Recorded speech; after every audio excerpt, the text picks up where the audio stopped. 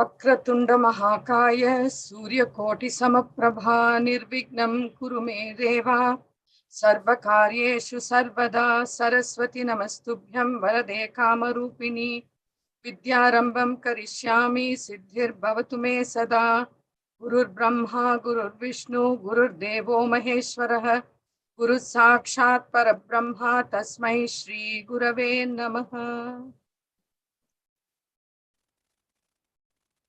Namaskar, Swagatam. Welcome to Prana, the Life Force, a week-long series brought to you by Center for Soft Power and Indica Yoga. The journey so far has been very interesting, enriching, and has revealed the scientific spirit of our ancients. We started on Hanuman Jayanti. The lineup of speakers so far has been Dr. Robert Svoboda, Dr. Ananda Balayogi Bhavanani, Dr. Lata Venkatram, Dr. Prasanna, Dr. Selvamurthy, Dr. Deepa Venkatram, Dr. Prasanna, Binay Varanasi, Vivek Sadashivam, Mahesh Swami, and Adamya Ramanand were the artists who also performed. In fact, it was a kind of an interesting session where Vinay Varanasi told stories that related, they called it Prananjanaya. And it was stories from our Puranic and from our Itihasas and from our Upanishads, where they brought a connection between Prana and Hanuman. Our ancient rishis contemplated, and in their meditative state, knowledge of Prana was revealed, and a system to nourish the body, Pranayama too. In the Indian ethos, there is a Devata ascribed to every activity, action, and element, and Hanuman is the Mukhya Prana Devata. Pranayama has been embedded in our culture even before history, hence this week-long event to share with the world various aspects of Pranayama. Today we have two very tall personalities, stalwarts with us, to share their thoughts on breath and music. I will allow our senior researcher, Varsha Venkatram, to introduce both of them. Varsha, over to you. Namaste, everyone. I'm very pleased to introduce the speakers for this evening. First, we have Srimati Sudha Ragunathan. Sudhaji is an Indian Carnatic vocalist, singer, and composer. She was conferred the Kalai Mamani Award by the government of Tamil Nadu in 1994, Padma Shri and the Padma Bhushan by the Government of India, and Sangeeta Kalanidhi by Madras Music Academy. She has been trained under Dr. M.L. Vasantakumari in the Gurukula system. Sudhaji has been part of our flagship conference Namaste, where she led the panel on Raga and Rasa of Indian classical music. We're so pleased to have her back with us for another interesting session on breath and music. She's one of the very few Indian vocalists who practice pranayama and understand the significance of breath for music, be it for vocalists or instrumentalists. Welcome, Sudhaji. We look forward to hearing from you today. Second, we have Dr. Jayashree S. Bhat. Dr. Jayashree is an audiologist, speech-language pathologist, and a swallowing therapist at Manipal University. She's also the founder principal of Taranga School for the Hearing Impaired Shimoga and Bhadravati. She's guided more than 60 PG dissertations related to audiology, speech language pathology. She received a grant to conduct a study on pranayama and voice-related quality of life among teachers by Satyam Department of Science and Technology, Government of India. Some of her notable works on pranayama are immediate effects of Ujjayi Pranayama on aerodynamic, acoustic, and self-perception parameters of voice in professional voice use, and the effect of Brahamari Pranayama on the acoustic and aerodynamic parameters of voice in normophonic females. We look forward to hearing from you today, Dr. Jayashree. With that brief intro, I hand over the session to our eminent speakers. Thank you. Thank you. Sudhaji? Yes. Yeah, so I think it's time for us to start the session now. Definitely. I'm looking forward to talking with you. Yeah. Thank you so much. More intricacies about the relationship between breathing and music. That brings us to the point. I mean, how important is breath in music, according to you? I think it's very integral. It's very important. Breath is a very essential part of singing. And when I say that, I definitely need to express myself why I think that way. Because breathing can be defined as the process of respiration, right? Of the air moving into and from the lungs for the purpose of bringing in oxygen to the body and flushing out carbon dioxide. And when this happens, there is a muscle contraction that happens in the body. Breathing is definitely one of the major issues that needs to be addressed when we look at it from the space of singing. I think the right breathing, the appropriate, right way of doing the breathing. See, breathing, when we say breathing, we are breathing now. A person who doesn't talk is also breathing. I am talking now and I breathe. When I sing, I breathe. But each time I feel, I mean, this is all my personal take, I feel the action of the breath, the way it moves in and out of the body is different.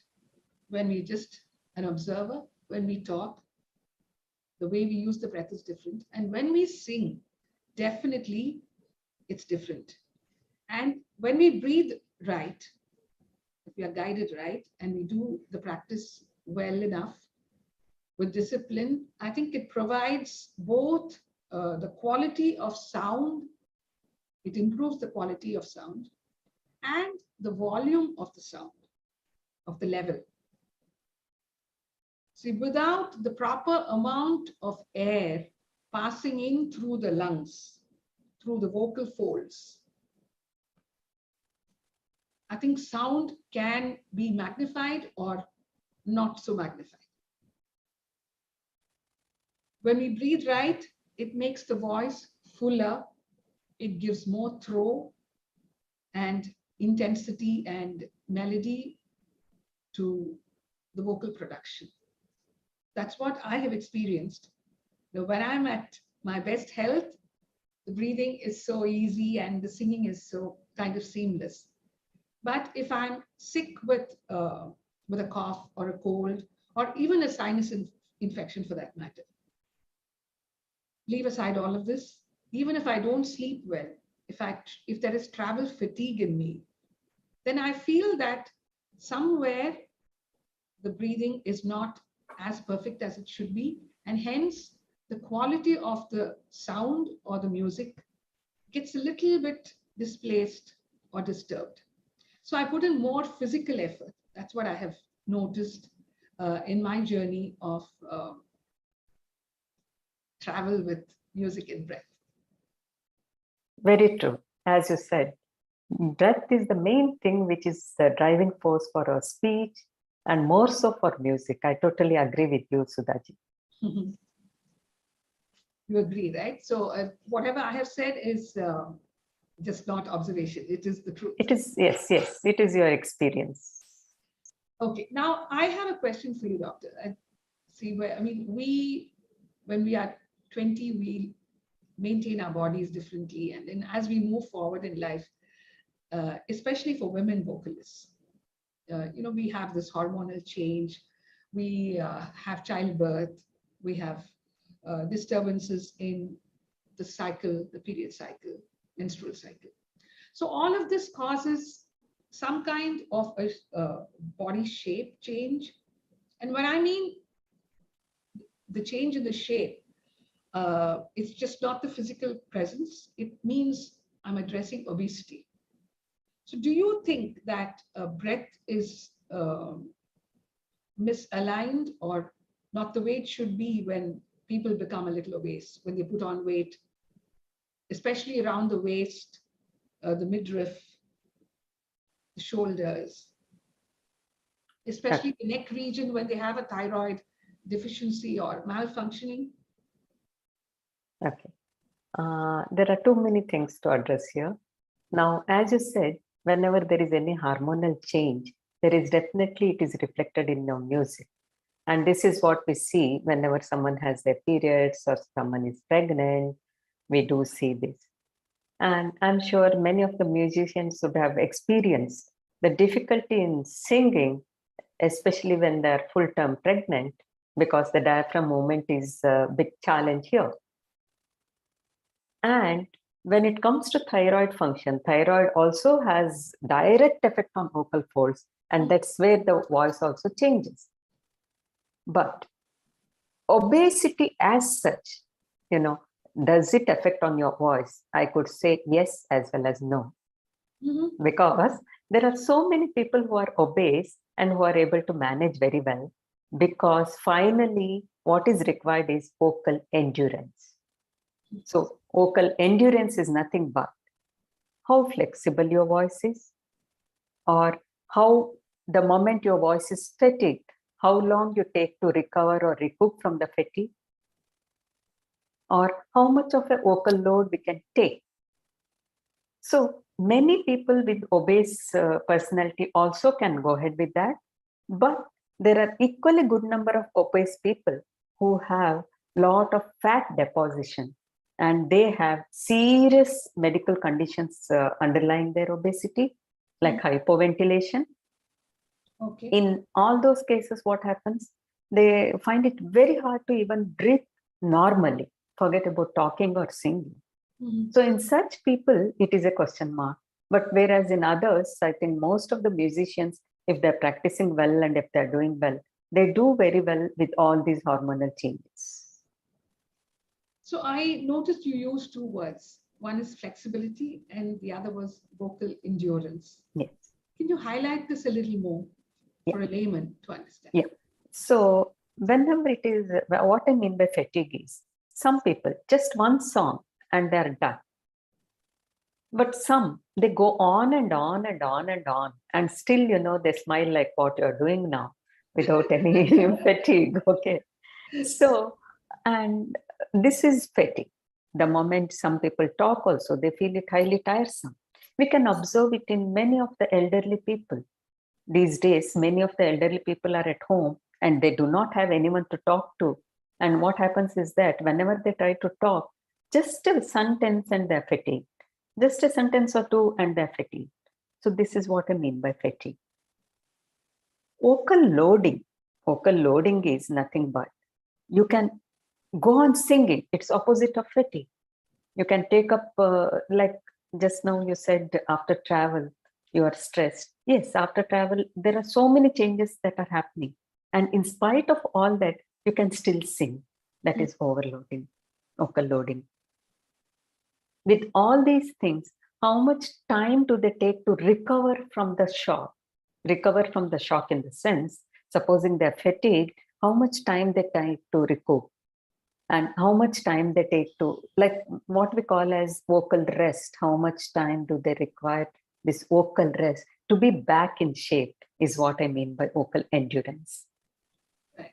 So that differs from person to person, right? That definitely differs. And particularly since you mentioned obese people, there are quite a good number of obese people who find it very difficult to have vocal endurance. Just for normal talking, forget about even talking, even for normal activities, they find it a little difficult. So now when we spoke about, travel, definitely every musician is traveling in different directions, and some are even traveling abroad where there's time zone change. So what do you think, in your opinion, is the formula for a quick get back to vocal endurance due to lack of sleep or fatigue of travel? Is there a formula like a kind of a breathing or a meditation that puts you back? Yes, exactly. On the right path? Generally, what happens is whenever we travel, whenever we are stressed, the first thing that gets affected is our breath. So we hold our breath. So whenever there is a stress in terms of travel or in terms of performance anxiety, the ideal thing is pranayama. And I'm sure you're doing it. And that's why your performance is good, one after the other. So this pranayama really helps in recouping. Pranayama is the solution for most of the problems which are stress-induced. be it travel or be it your vocal fold injury. It can be anything, pranayama and water. So these two are the solutions. But when I say water, what is very important is that we do not take, I have seen a couple of, performers who go with a flask. So which is not suggested, because water has to be at the room temperature, wherein, they keep having it often so that there is constant hydration happening. I've also seen a couple of them who go with the coffee, tea or something. And these things are also very bad for the throat. So pure water in the normal temperature form along with pranayama really helps. Okay, all right. That's a very good suggestion that you've given, doctor, because I also used to take very hot water, because thinking that the phlegm that comes into the back of the vocal cords, or the what you call post-nasal, Yes. it gets kind of liquefied with heat, with the warmth of the water. That was what I was always thinking. But slowly I have also waned away from real hot temperature. Yeah. And Very now nice. drink lukewarm water. Yes. I think that's Because this hot water gives temporary relief, but definitely gives permanent damage. Is it? Okay. Yes. Okay. Thank you so much for that lovely eye-opener for many vocalists. Yes. Thank you. Sudhaji, I was just curious to know. Okay. You have been singing in so many, wonderful songs in different styles. How do you control your breath? Or how do you regenerate again and again? And how do you do the controlling across the styles? Yeah.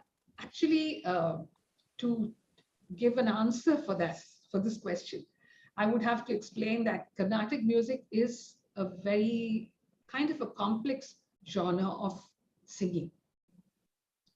Whereas, in Hindustani, we see that there is a slow, gradual approach. When you begin, you're just standing on sustained notes. And then you start to move the voice, where you do the paltis and the high and lows. But if you see in Carnatic music, we begin with a varnam, which itself is like going in the higher octave, mantra sthai, madhyam sthai, everywhere. The easiest, of course, is between re and mi. If I show you, let me demonstrate. Sa, pa, sa. Right? Now, sari, ri, ga, ma, pa, da, ni. To re to ni is the easiest and most comfortable level, where I think the effort on the voice or the pressure on the voice is not so much. But the mantra style, definitely there's pressure on the voice.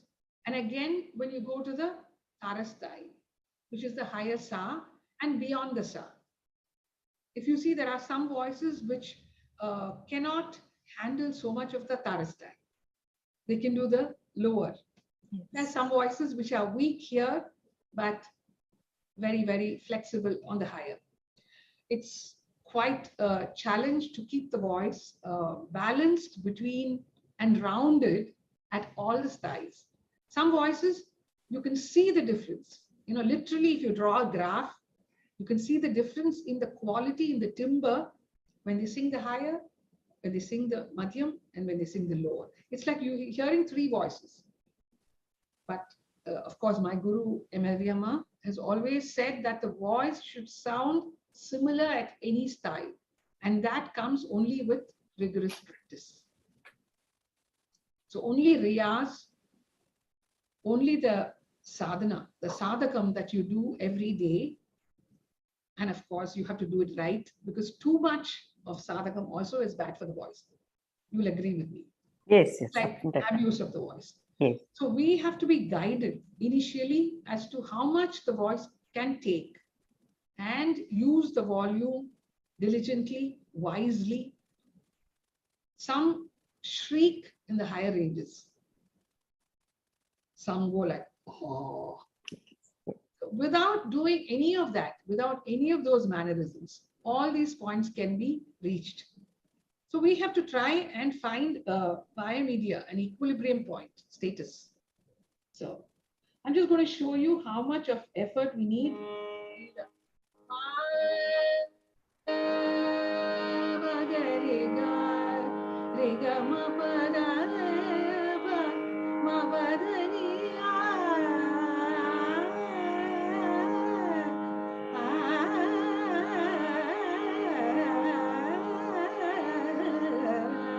This is between re and mi.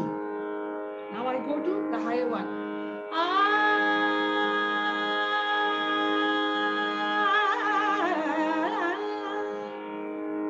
I'm sure you realize that there is a difference in breathing. There's a difference in the effort of the breath.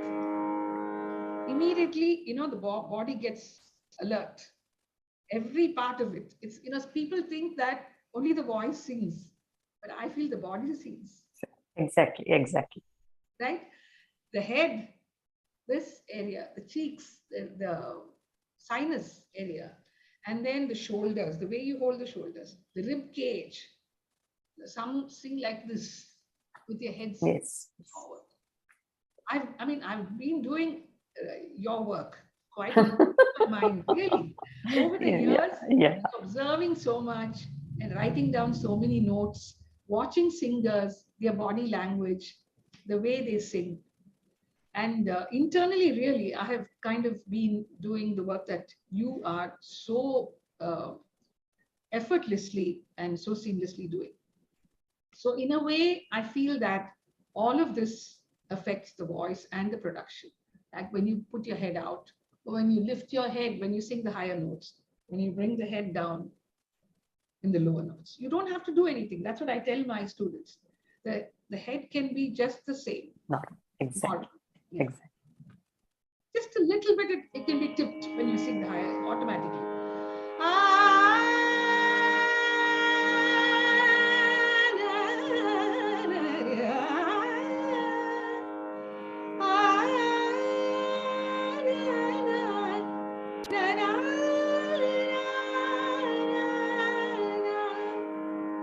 And I always feel that when you smile a little bit, the ease comes in.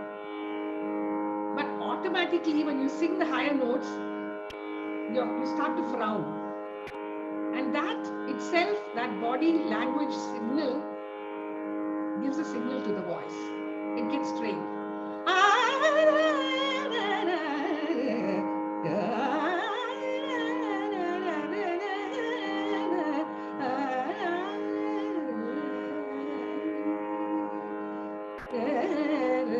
See the breath difference when I sang all of that and when I went to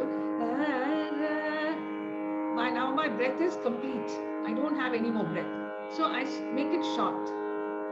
So sustained notes, the notes that I take as long notes need more breath. So what I do is I fill the entire inside. I mean, if you have to technically say what all that is, the diaphragm region, right from the stomach it starts, especially for Carnatic music. Tyagaraja himself said, Nabhi Shutkantharasana. So from the stomach it begins. And it you know, everything, I brace myself. I don't sit hunched. That's another thing. So, and I don't sit too much holding my shoulders behind. So it's a balance that I think each individual has to identify and find the most comfortable position where you can sing. So,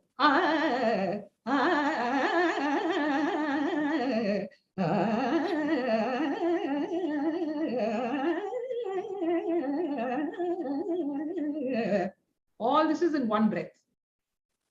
So to sing all this, I took a huge breath.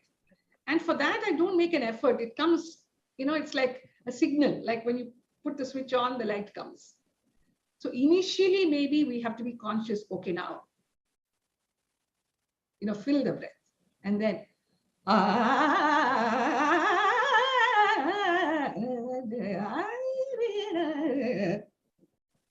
so in my opinion,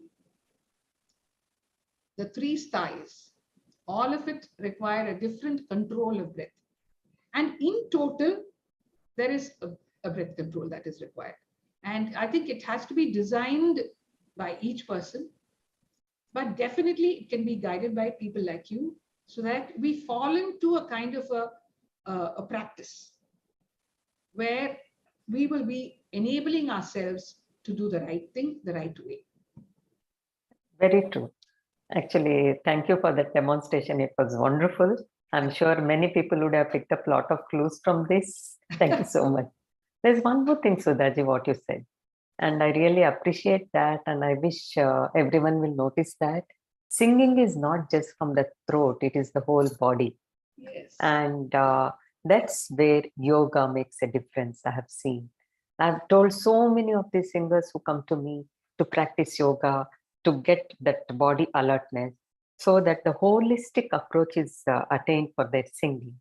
Mhm. One more thing that you said, which I really liked, is you said constant practice, and it's just the constant practice which is going to help them to go against this or all the unnecessary movements, which you rightly said. I think because you have practiced so much, it has come to you very easily. Like you sing the way you talk, so easily it is coming out. Thank you so much for that.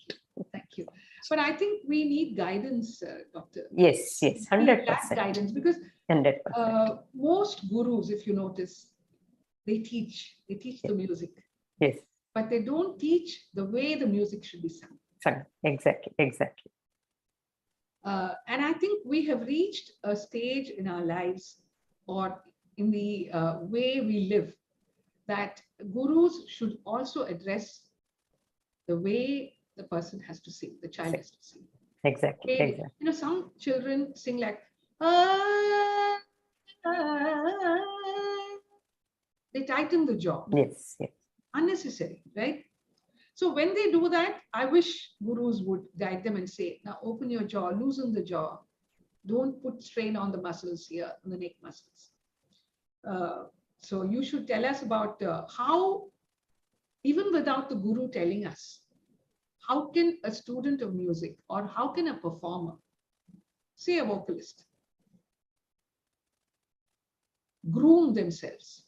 No. Are there some tips that you can give us? Yeah, sure. One thing that is very important is warm-up. As I said, the warm-up has to be not just for the vocal apparatus, it has to be whole body, and it has to be whole body as well as, their singing, the vocal folds as well as the breath, everything. Mhm. And let me just tell you the process of our speaking or singing. We initially start breathing, and this breath is the main driving force for our vocal folds. But the vocal folds as such, they do not give a good voice. It is all metallic. The moment there is a breath which comes up, the vocal folds vibrate and we get a metallic sound. And this sound is made pleasant only because of the pharyngeal area, nasal region, and the oral region. That's what is resonance. So this voice requires resonating cavity also.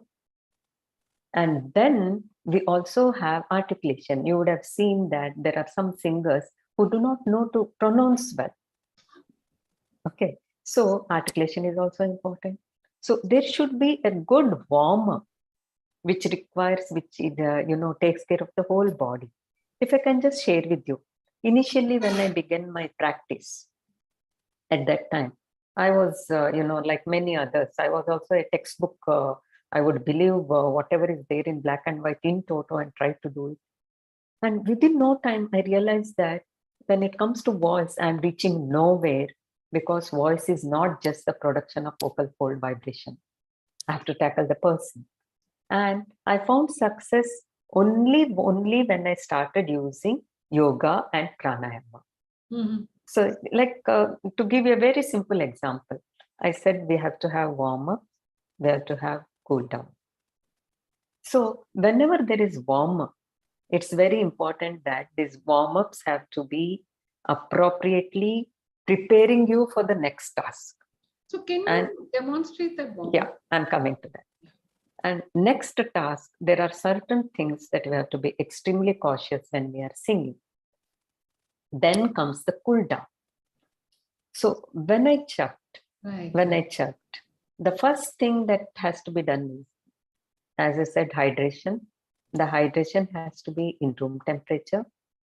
And it is not just enough if someone takes water just before the performance. Hmm. They need to have water at least 15 to 20 minutes before the performance. And before that, before starting their performance, it's important to tone up the body. Like simple things like Surya Namaskara or Tadasana. So these things do a lot of wonders. I even ask many people who say that they find it very hard to stand and sing to do Trikonasana. So these things really help to tone up the body. After that, we did formal study on some of the music performers. We just asked them to do Ujjayi Pranayama. And this Ujjayi Pranayama can be used as warm-up as well as cool-down exercise. Mhm. Similarly, Brahamari. Brahamari is excellent because it taps up from the navel region to the nose. All the systems that are involved in our body, everything is taken care. So Brahamari is the ideal warm-up as well as cool-down measure. So generally, I request all the musicians who approach me to try to inculcate in their regular habits. Mhm. And during performance, it's very important. Like I did observe that you were beautifully managing your ingestion of air from the mouth as well as nose without making it obvious. So this comes with a lot of practice. So I tell them, try to avoid unnecessarily taking breath and all. You try to learn to go on singing and it will come automatically. Most of the times, the tension that they show is mainly because of lack of practice more than anything else. When they do not practice well, the extraneous muscles act on that, and that's where the singing is also bad, and within no time they approach the voice therapist. So basically, Sudhaji, actually the Omkara is the ideal thing. I've seen a lot of these patients. It can be hats off to our ancestors. We are reinventing or trying to understand what they have done, because Omkara is there in everything. And the moment Omkara is sung, it is the ideal warm-up exercise for Is singing. there an ideal way of saying the Omkara? Yeah. So Omkara, very good question. Whenever we see any voice problems, we see in two measures. Number one, it can be hyperfunctional, like what you said, the stretching and all that hyperfunctional. And you can make out that they're really struggling to say. Number two, hypofunctional. Like I'll give you a very simple example. Just a couple of weeks back, I had a person who was a performer. He was a stage performer all through. And one day he was unwell. He had very bad fever, cough, but still he had to perform. So once accepted, you cannot back out, so he performed. And the result of that is that next day he found it even difficult to talk. So what is important whenever there is a need for vocal nap, it is very important to give nap. But this person got so scared that he stopped talking, he stopped singing almost over a month. Oh my.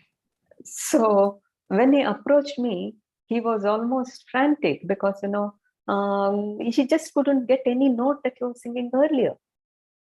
So in such cases, What is the Omkara, reason for that? because of disuse. He had not sung at all. He has not talked also. Okay. Nothing he had done. So whenever I ask people to do Omkara, I generally ask them, start from inside. Oh.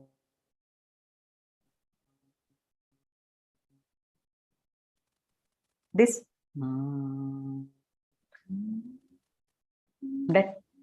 that should come out more, and that is good even for hyperfunctional as well as for hypofunctional. That's where I said there are so many techniques that are used, but Nothing like Omkara, which controls everything. Understand. But really, Because many, presence of a guru is required for all of this. yeah, You have many to see people, assets how we do it and then correct us. yeah, like you now, unfortunately, wherever I go, any concert, anything, first I assist them. It comes habit, it's there in my blood now. Yes. So it happens, I think it happens. So when I really regret that, because why is my mind thinking that way? When I go to a concert, I see the way they sit. Oh my God, her shoulders are drooping. That's what my mind tells me. Now she's sitting hunched. Now she's not giving enough space for the air to move. And then it takes my mind off the music. You can imagine how I am feeling. Absolutely. But at least you are in a position to tell anyone. Okay. Whereas here, if I go and pinpoint this to any singer, they might think that I'm criticizing them. It's for their welfare that I tell them. Yes. I do still, beyond all of those restrictions, do tell some of them, go and say, listen, watch how you're doing this. But it's really sad that we are oblivious of what we are doing. That's yes, true. Yes. Anyway, thank you for explaining the way Om should be said. I thought it should be A-U-M. Yeah, should be a little longer. Okay. Many a times everyone says Om, Om, but that doesn't help. Om. So does the O start at the abdomen or yes. Muladhara? Yes. That you should feel that tingle. Yes. Right? So that is what I meant by resonation. So whenever such a thing is said, it is totally resonating here, and that makes a lot of difference. Okay.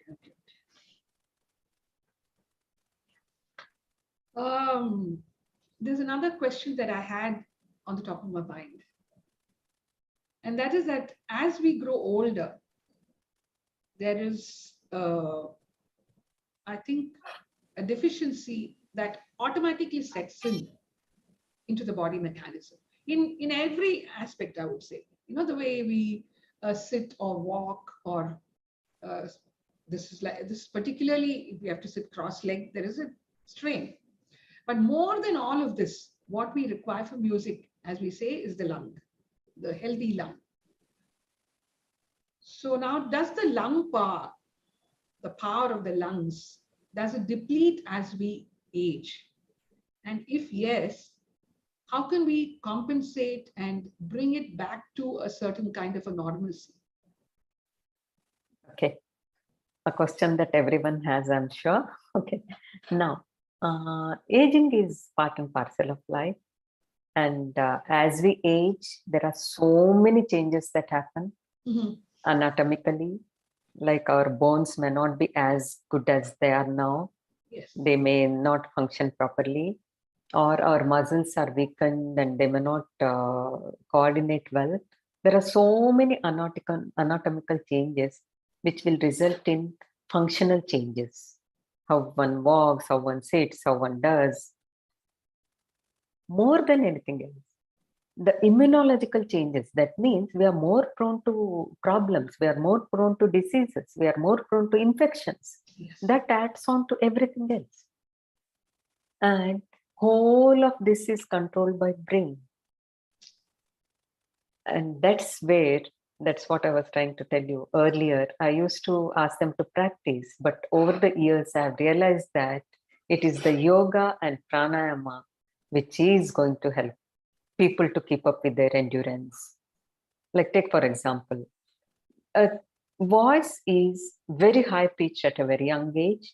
And as we grow older, there is a lot of change that happens. I have a lot of these performers who approach me around 40 because that's the time there is a change in their voice. Many of them adopt to the change naturally. Many of them always look back upon and compare their earlier performance and try to evaluate themselves That is what is the biggest mistake, I would say. Because if we are constantly practicing, naturally we adopt to all these changes. Even if the range comes down, we will try to adjust our singing within that range. Even if there is some problem in the lungs, like, the lung capacity is reduced, even if there is some problem, we still learn to adjust with that lung power. But if at all the person is not practicing very well, then, all the problems come. Or if the person is used or into the habit of listening to the earlier recording and comparing the present recording. So this is something I think we need to avoid. That is the main thing, I feel. Okay. But this change in the voice, you think is irrevocable, or we can't? I mean, it's an obstacle, right? I mean, it's normal for any human being to think, oh my God, when I was in the 30s, the voice sounded like this. And now I'm 50, it sounds like this. Why can't I get back? You think there is no way that No. musician can keep the voice at a certain... No. Physiological changes do happen. And that's why when we listen to our own recording over the years, there is a lot of change. So change is the thing which is permanent in life. Change is the thing which is there in every functioning that we do. So that's why change is something that we need to learn to adopt and go ahead with. Okay. All right. Sudhaji, by the way, I mean, you have been singing all these years. So can you share your experience with your breath and singing? Breath, I have always been conscious of the breath. I don't know how and why. But even when I was 20, I was conscious of breath. When I was 40, I was conscious of breath. And even now, I'm conscious. Very, very alert to the way that I breathe when I sing. So there have been phases in my life where there has been a conflict within me with the breath. Like when I was facing an acid reflux problem in 2015, I found that the way I held the breath, there was a sharp decline in the way I could hold a breath. And then that was the beginning of when I noticed that there was a change in the inside, in the way I breathe.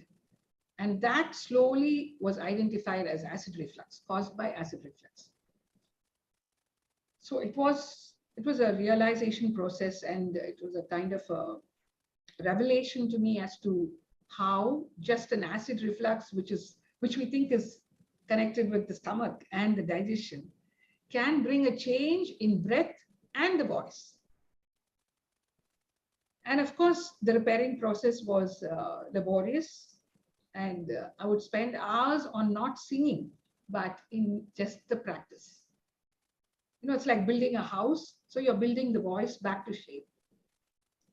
And it was just like holding notes, like you said, a holistic way of getting back to form. The way my diet, the way I slept, how much I slept, my exercises, walking, reducing the weight a bit. And then, all these pranayama and anulom vilom.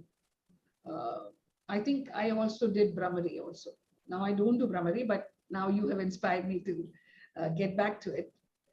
So Brahamari, and then chanting Om, then doing voice exercises like stretching the voice. I've always had this vision of the voice like a rubber band. Exactly. You're right. Band. Yes. Slowly you pull it, it becomes so big. Yes. Then slowly you pull it, it becomes so big. Pull it more, it just snaps. Yes, so voice exactly. is also like that. Exactly. You said it. So I felt that I was just doing that exercise. I was just slowly getting the voice back to a kind of a flexibility, making it more facile, more like molding clay. I was doing it very slowly. I was not in a hurry. I took a sabbatical of 6 months, and every day I would slowly work on it, little by little by little. And I think I have, to a certain extent, overcome the difficulties that I faced. But, you know, anything that touches the body as a mechanism, it leaves a scar. And it's like you can't go back to the normal. It's life management.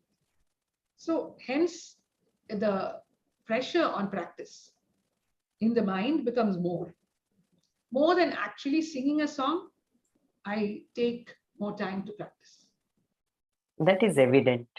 And that helps. And that really Yes, yes, definitely. practice of the song, it's already been done and it's in the vault, locker, Yes, yes. right? So now this practice automatically helps the quality of the singing and the production of the way the kriti is sung or the Yes, ragas. yes, yes, yes. Constant That is practice the- really. yeah. So I would think that my consciousness, that my awareness of breath in singing has really helped me maintain a kind of a flat line on how I have progressed from right from my teenage to whatever I am today. And I think that's important. We need to introspect at every stage. We are never the same every 5 years. Yes, yes, exactly, exactly. And as a performer, the pressures are very, very high. I can tell you that. When you're young, anything that you sing is like, oh, wow, it's so good. And then slowly you reach a stage where you become a senior, right? You've sung for so many years, you've won so many awards, and you're singing the senior slot, the pressure becomes a little more. They expect more, audience expects more. You also expect more of yourself. You're bullying yourself with, no, you can do better, you can do better. But again, the rubber band equation formula comes into my mind. And I know I have to stop here. All right. The rest can be for the next concert. So it's like introspection and awareness of the breath, of how much I use the voice, how much I sing or practice. All of it is now in kind of complete documentation. There was a time when I really overused the voice. I won't say abused, but overused. Like I used to sing 20 concerts in 30 days. Oh my God. And I can see your head Yeah. going negative. Yes. Yes. And that is precisely what the youngsters are doing now. Yes. See, that age gives you the strength and the willpower to do all of it. And you think you can do anything and get away with it. But the effect of that will It's come seen later. Exactly, exactly. So if we realize early enough, I think, you know, the degradation of the voice or the quality going down, deterioration can be brought down in quantity. 100%. Very true. Your introspection and your life journey is very impressive. Okay. That's why you're so good. Thank you. That really motivates me and inspires me Yeah. to, you know, like I'm on the right path. Yes, yes. That's where I say many of these people to do Brahamari, because it affects your intellect, emotion, as well as your body. That's why, you know, it makes such a lot of difference, such a lot of difference. So we have different ailments that touch people early in their lives. Like some, you know, like fall into a space where they have wheezing or asthma. And some may have had tuberculosis at a very young age. But they somehow opt to take music as a profession. Now, in your opinion, should they be dissuaded from doing that? No, 100% no. Because disease once is not always a disease, first thing. And second thing is, I've seen a lot of these people with asthma who are excellent wind instrument players also. Forget about vocal, wind instrument. There are many, you know, we call singing as a vocal athlete. And there are so many who are doing excellent in music, excellent in even athletics, actual track events, everything. Because these are all breathing and everything is related to constant practice. Mm. And what is required for singing is the controlling, the way of refueling. And it is not the disease per se, because disease once comes, it just goes, just like our common cold, it comes and goes, it just goes. And asthma, even if it is there, they would have learned a different way of lung power, and they really do manage very well. So I see no reason why they should exclude singing as an option from their life. Okay, all right. So a relative question, this pandemic, there have been some singers who have been affected with COVID. And I have heard them come back to me saying, Akka, this, my way of singing, my ease of singing has come down. How can I get back on track? Yeah, this is one of the questions, one of the clinical load that I'm facing. Mm. And one thing that affected during pandemic is their cough. So constantly there were so many people who had very bad cough, and it's contraindicated for good singing and good voice. But what has affected more is for cough. Let me just complete that. For cough, we have so many asanas which are really helpful. Like simple asana is Murchasana, which is very good in controlling the cough.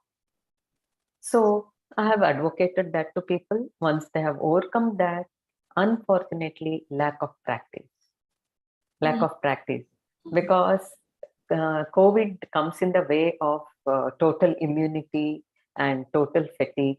That's why people have really taken time off. That means they do not sing, they do not, give a regular practice, and that's why they lose it. So Okay. this is something that I've seen, and I often tell people, please do not give up. COVID is just one more common cold or one more fever episode. That's all. You don't have to give undue importance like, the press media now.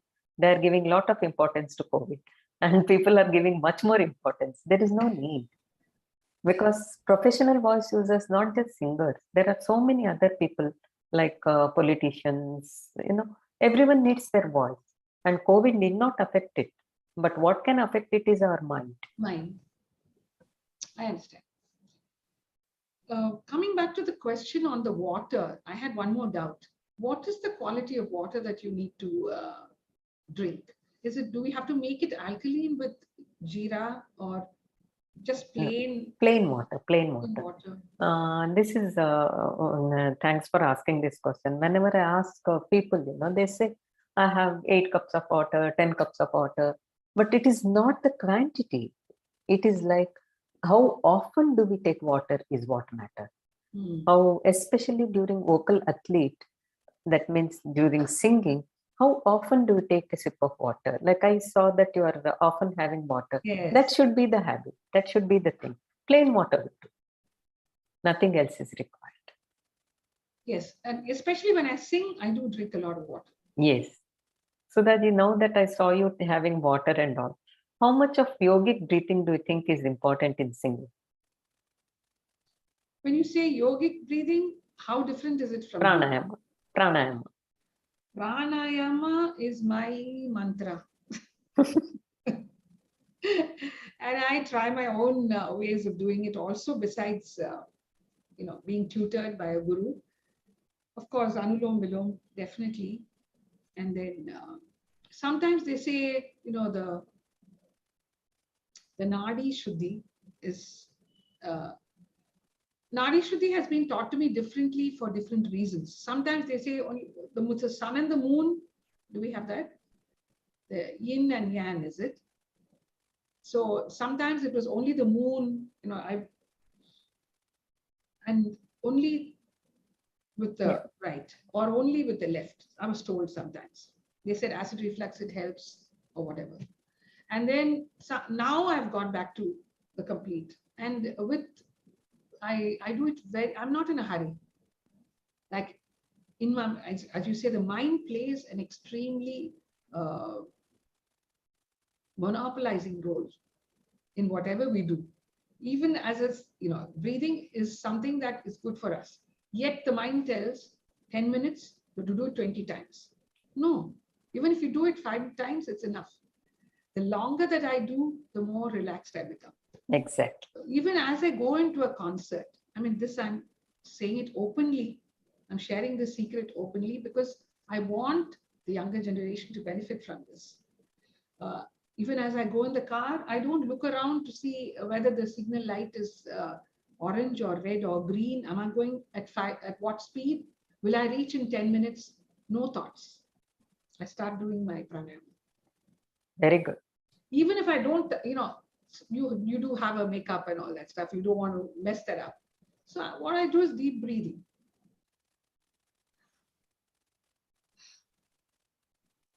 The moment I do that, the whole entire body becomes like, I'm ready for anything. Any kind of assault or attack, I'm ready. Yeah, true, very true. So I think yogic breathing does have a very dominant effect in singing. And I think vocalists especially should get into the habit of yogic breathing and practice diligently. Yes, It's not enough to get into the practice. It's how much you practice and how much you put your heart and soul into it. Your trust and faith. Exactly.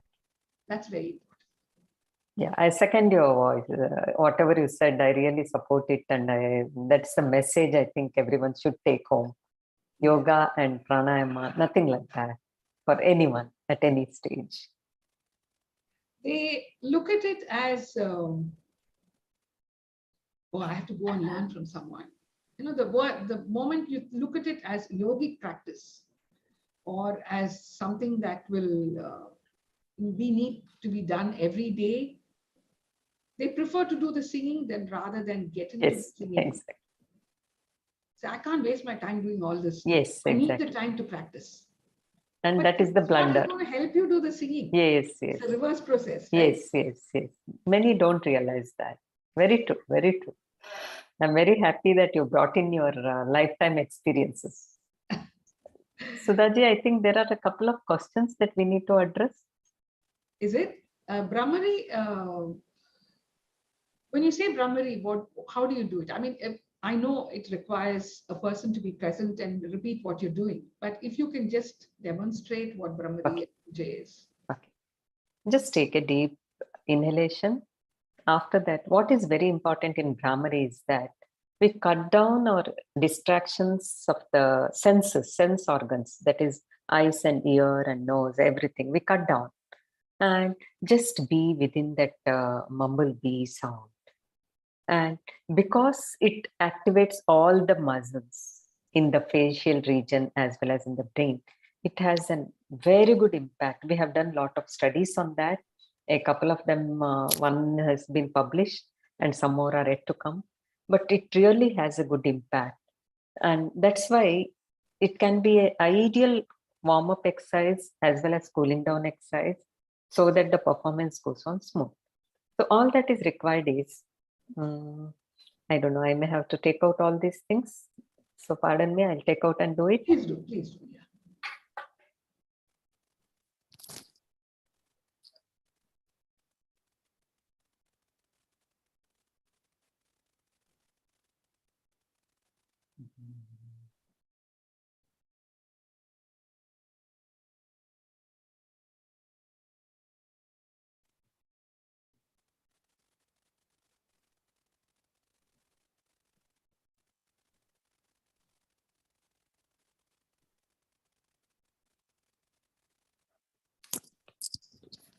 So I saw you doing this. I don't know how much you heard me, or I couldn't hear anything. No, if I missed out a couple. We didn't hear you, but yeah, what do you do? Yeah, the mumblebee. This exercise. But what is important is once one round of mumblebee is done, it's very important to experience it all through. Okay. It's very important. There is no point in saying I have done it 10 times, 20 times and all that. Once done, experience it, feel it, and then go for the second round. And that really makes a lot of difference. So how many times do you think it should be done? I generally tell them before the, your practice sessions and all, at least 5 rounds. And after that, at least 3 rounds. You mean like a cool down and a warm up? Yes, yes, yes. Okay, I think that's wonderful to hear that from you as a final dictum. Yeah, as I said, I couldn't find anything earlier which was really targeting the mind and the body. And that's where the yoga and pranayama came very handy. And now, the performance anxiety, or even you were mentioning a lot about acidity and all. That's also to do with anxiety. And I think Brahamari, yoga, pranayama, these are the answers. Yes, definitely. I see Yes, Vijay Lakshmi ji. Yes. Yeah. Yeah, I think we have a few more questions here. Just a couple more, maybe. Yeah. If it's addressed to the doctor, I'd be very happy because I will also learn something new. Yeah, it says, what kind of pranayama should we practice to improve our vocal endurance? Is the answer also Brahamari's, doctor? Yes, yes, yes. Brahamari, Ujjayi, And Om. and Om. Ujjayi will help a lot for breathing, but Om and Brahamari will help a lot for vocal endurance, especially the voice part. Hmm. If the voice shivers when singing, is that because of the control of breath? Because of bad control of breath? Shall When I your answer voice this? shakes. Let me answer it first. Doctor. Yes, And yes, you can yes. also address what I Yes, did. yes. I myself feel that sometimes. When I begin, initially, the very first few moments, there is a light tremor in the voice, sometimes. And I feel that is the anxiety or the tension of the mind and the palpitation of the heart. The heart rate goes up, or the hypertension in the body, the blood pressure. All of it adds cumulatively to the voice producing the tremor. In 5 minutes, it settles down. In almost 5 minutes. When I brush it aside, I say, no, I take control. Yeah, you're right. Along with that, there are 2 things which are very important. One is when there is no proper warm-up, then also the tremor occurs. And second thing is because of lack of practice, then also the tremor occurs. So the lack of practice is Yes. take away That from is the, this. yes, yes. So if you are not able to sit on the floor to sing and have to use the chair, does that then affect our breathing when singing?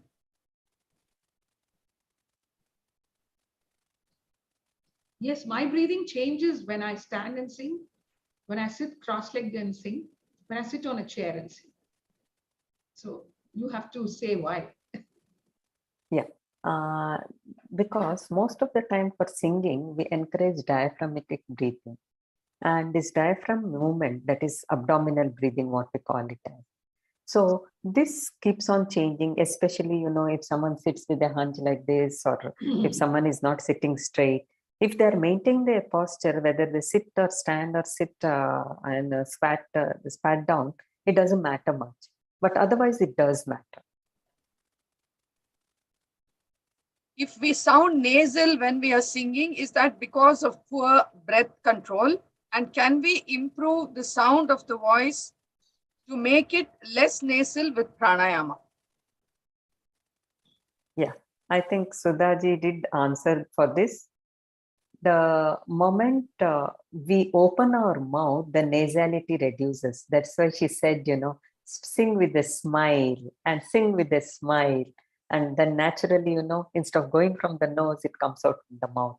Also, doctor, I think there is a bit of nasal influence that is required, especially in the higher octaves.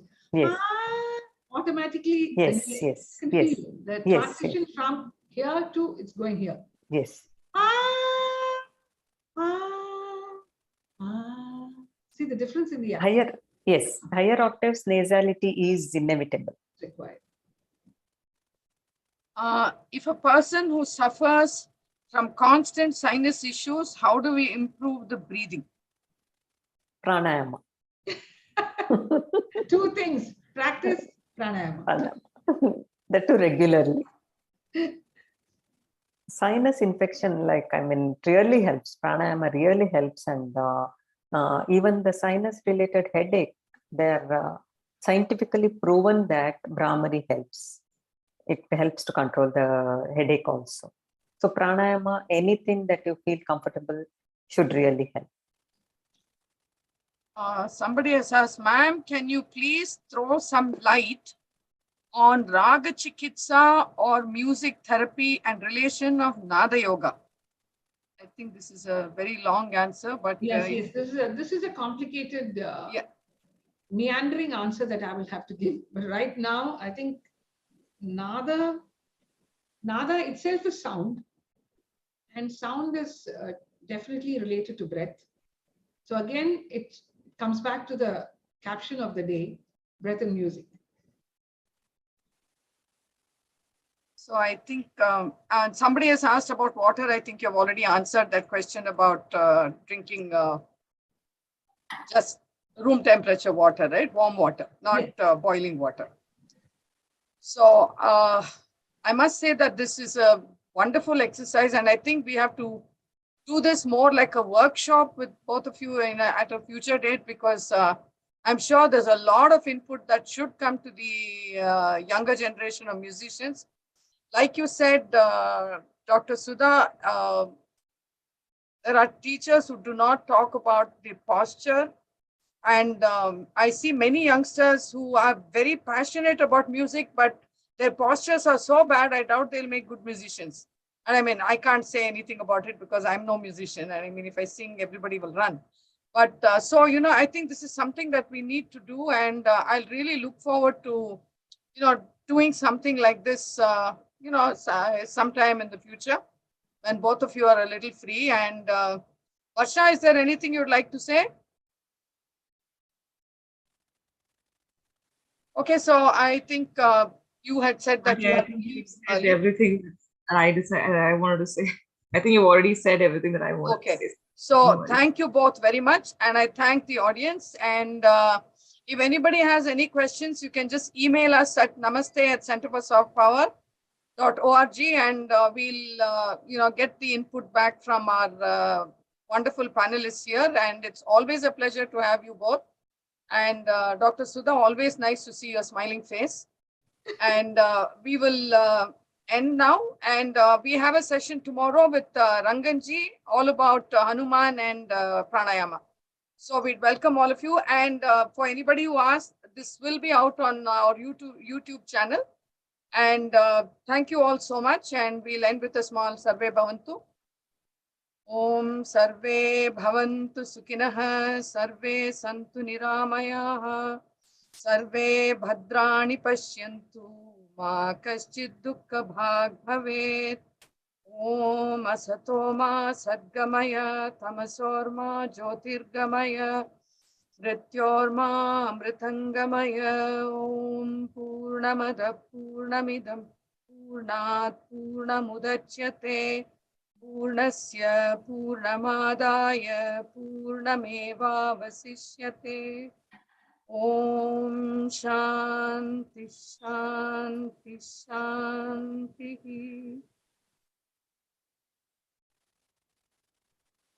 Thank you. Thank you so Thank you. Thank you. With all your Thank you so permissions, much. we'll end the session now.